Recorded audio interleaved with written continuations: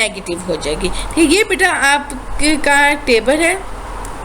Table से आपको बहुत अच्छे तरीके से किसी भी चीज़ को समझने की बहुत आसानी से आप किसी भी चीज़ को समझ सकते हैं। देखिए, relationship of total utility and margin utility.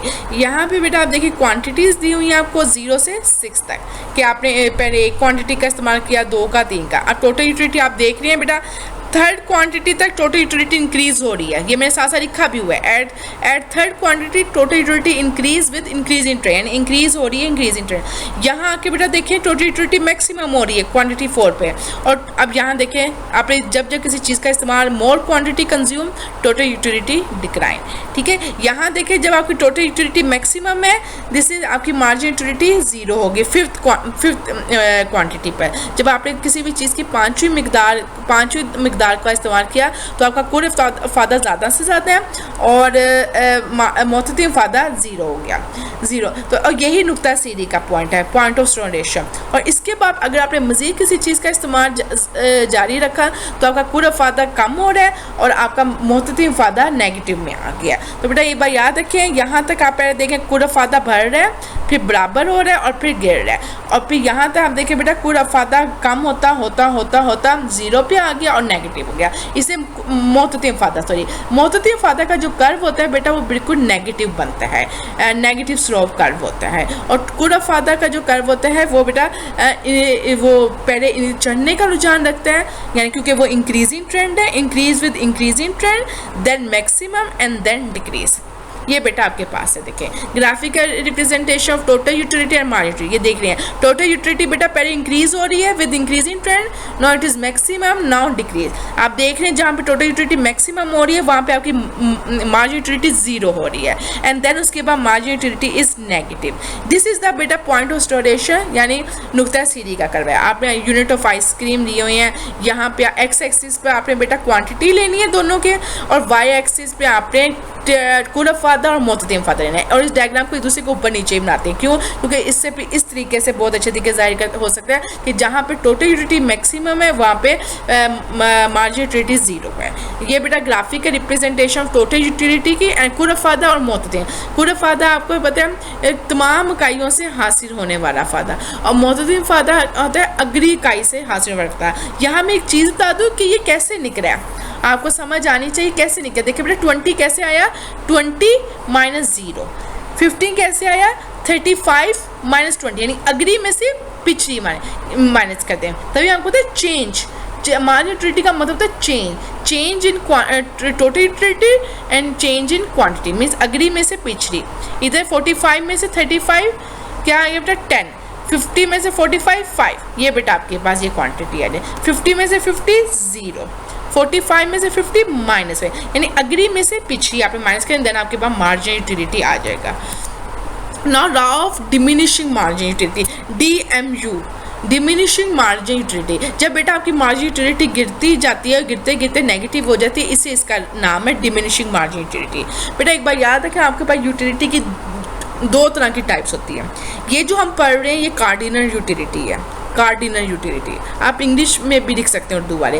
According to Marshall utility measurable है एंड हैज़ एडिटिव क्वालिटी, यानी मीन्स 1 2 3 4 5 इन सब को जमा कर लें तो कुल अफादा आ जाएगा। मीन्स आप ये मार्शल ने कहा था कि आप अफादा को जमा कर सकते हैं। ऑर्डिनल यूटिलिटी हिक्स ने बेटा ये कॉन्सेप्ट दिया था और उसने कहा था कि यूटिलिटी को हम मैयर नहीं कर सकते, ये इंसान की तस्कीन से इसका ताल्लुक होता है, सेटिस्फेक्शन से, वेलफेयर से ताल्लुक होता है, इससे आप इसको मैयर नहीं कर सकते।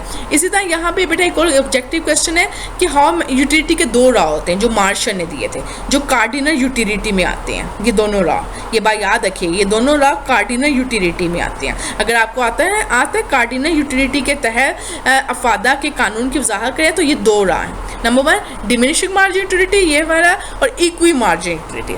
नाउ फर्स्ट हम पढ़ते हैं डिमिनिशिंग। आपको पता है बेटा जब आप जैसे जैसे आप किसी चीज़ का इस्तेमाल जारी रखते हैं तो आपकी टोटल यूटिलिटी क्या होती जाती है, कम होती जाती है, और कम होते होते वो मनफी हो जाती है। इससे आपका जो मुततिम अफादे का कर्व होता है वो गिरता जाता है। ठीक है। तो diminish are the thing are equal when consumer increase the use of product the total utility of every new unit will be less than previous, यानी आपकी जो कुल अफादा होता है वो गिरता जाता है। आपकी टोटल यूटिलिटी क्यों डिक्रीज होती है, ये क्वेश्चन आता है 2 मार्क्स क्वेश्चन में। इसकी रीज़न ये है कि बेटा सेटिस्फेक्शन लेवल ऑफ कंज्यूमर का जो होता है वो कम होता जाए। मैंने आपको बताया ना कि जब आप 1 गिलास पानी का पीते हैं फिर 2nd ग्लास ऑफ वाटर पीते हैं, आपको बहुत ख्वाहिश नहीं है, आपका फायदा कम होता जा रहा है, लेकिन आप फिर मजीद पीना चाहते हो तो आपके में वॉमिट आना शुरू हो जाती है, मीन्स आपका जीरो फायदा हो गया, नेगेटिव फायदे में आप जा रहे हैं। तो इसलिए जब आप किसी चीज़ का इस्तेमाल कंटिन्यू रखते हैं तो पहले तो पूरा फायदा में इजाफा होता है, देन वो मैक्सिमम पे आता है, लेकिन वो फिर इन लास्ट वो गिरना शुरू, जैसे जैसे आप किसी चीज़ का इस्तेमाल जारी रखते हैं आपका फायदा गिरता जाता है। अब दिस इज कंज्यूमर इक्विलिब्रियम, ये कंज्यूमर इक्विलिब्रियम है कार्डिनल यूटिलिटी में, ये भी हम कार्डिनल यूटिलिटी पढ़ रहे हैं। कंज्यूमर इज इन इक्विलिब्रियम, कहाँ पे कंज्यूमर इक्विलिब्रियम होता है, जहाँ पे उसका मोहततिम फायदा प्राइस के बराबर हो जाए। देखो बेटा ये एक नेचर है कि मार्जिन जब तक आपका मोहततिम फायदा ज़्यादा होगा प्राइस से, डेफिनेटली कंज्यूमर वो चीज़ बाय करेगा ना, उसको एक अच्छी चीज़ मिल रही है, उसकी प्राइस कम है। लेकिन जब उसका मोहततिम फायदा कम होता है, प्राइस ज़्यादा हो, वो बाय नहीं करता। वो कहते हैं आप मार्केट में जाते हैं कोई सूट तो आप कहते हैं भाई जितनी की इसकी प्राइस है उतनी की इसकी क्वालिटी नहीं है, आपके ये वर्ड्स होते हैं, मीन्स उसकी मार्जिनिटी कम है, प्राइस ज़्यादा है, तो आप बाय नहीं करते।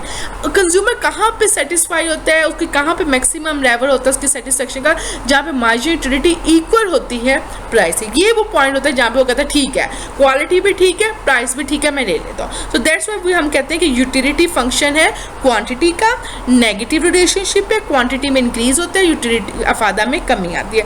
याद रखना कंज्यूमर इक्विलिब्रियम कहाँ पे होता है, जहाँ पे उसका मार्जिनिटी इक्वल होती है प्राइस के। आपको आ सकता है कि जब मार्जिनिटी ज़्यादा हो कीमत के तो क्या होता है, कंज्यूमर खरीदेगा नहीं खरीदेगा या नुक्ता तवाज़ुन पे होगा, तो आपने कहना है वो बाय करेगा, क्यों, क्योंकि उसको भी अच्छी चीज़ मिल रही है कम कीमत पर। तो बेटा स्टैंडर्ड फॉर्म यूटिलिटी फंक्शन की स्टैंडर्ड फॉर्म बेटा ये है, ये ए और बी बेटा पैरामीटर्स होते हैं और जो ये क्यू और यू है दीज आर द वेरिएबल्स। ठीक है, मार्जिन यूटिलिटी में डिक्रीज की वजह क्या है, आपकी ये मार्जिनिटी क्यों डिक्रीज, ये भी क्वेश्चन आता है 2 मार्क्स का।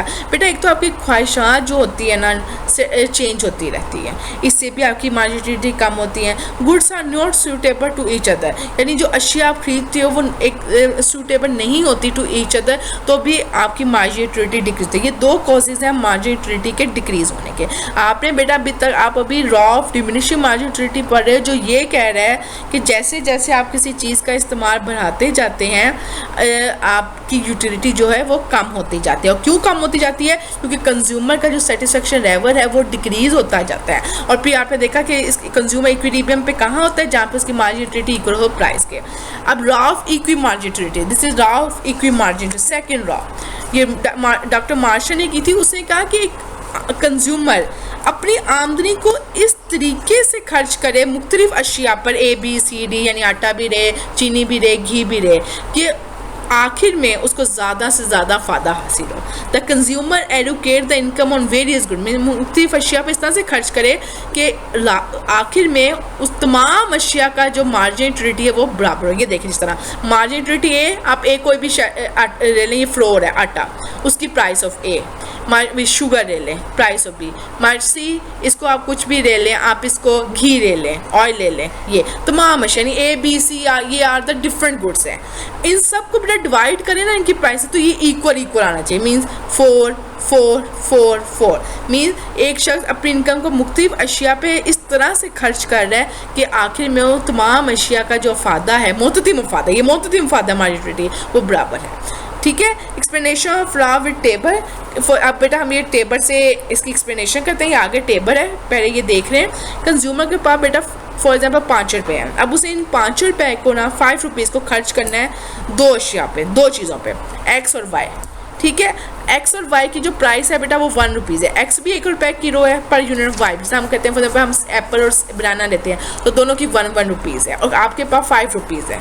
ठीक, अब देखें मार्जिनिटी ऑफ एक्स, मार्जिनिटी ऑफ वाई, आपके पास कोई भी 2 चीज़ें हैं। ठीक है बेटा, ये आप ये याद करने, ये आपने पेपर्स भी याद करके जानी है तमाम चीज़ें। 5 रुपये हैं आपके पास, आप एक, अब बेटा अगर आप कहते हो कि नहीं मैंने सिर्फ एक्स ही लेने हैं, मैंने सिर्फ एप्पल ही लेने हैं, तो आप तमाम के तमाम 5 रुपीज़ किस पे खर्च कर देते हो, एप्पल पे। तो बेटा आपको क्या टोटल यूटिलिटी मिलती है, इन सबको ऐड करो 200।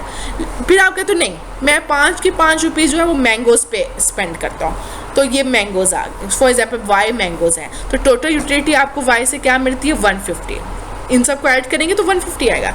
लेकिन अकॉर्डिंग टू